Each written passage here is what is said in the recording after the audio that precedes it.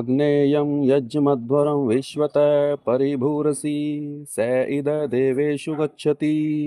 मित्रों, अभी आपने जो मंत्र उच्चार सुना वह मंत्र ऋग्वेद से लिया गया है और जिसका शाब्दिक अर्थ यह है कि हमारे भीतर जो वैदिक सत्य है वह जागृत होना चाहिए। प्रभु कुछ ऐसा करे कि हमारे अंदर का जो वैदिक सत्य है वह जागृत हो जाए, अर्थात हम ईश्वर से प्रार्थना कर रहे हैं कि हमारे भीतर के वैदिक सत्य को प्रभु जागृत करे। आइए इस मंत्र के अर्थ को जल्दी से विस्तार से समझते हैं।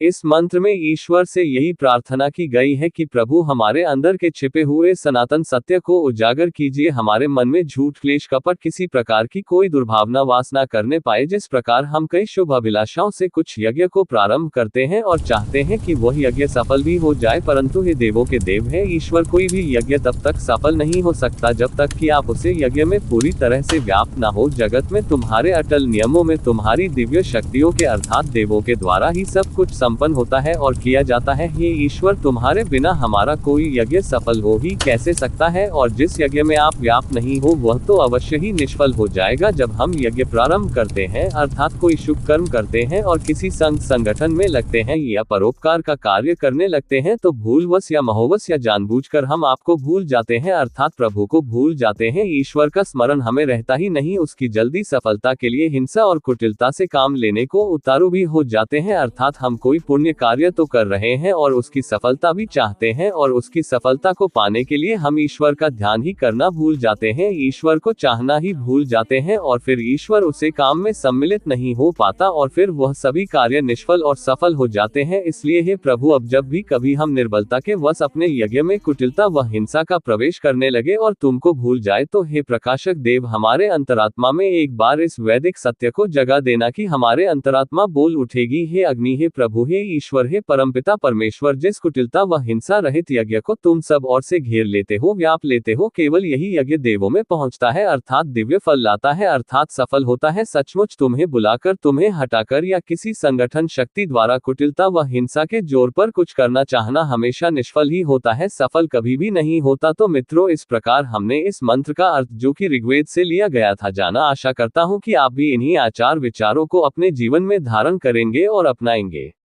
जय सनातन धर्म, हिंदू राष्ट्र भारत की जय।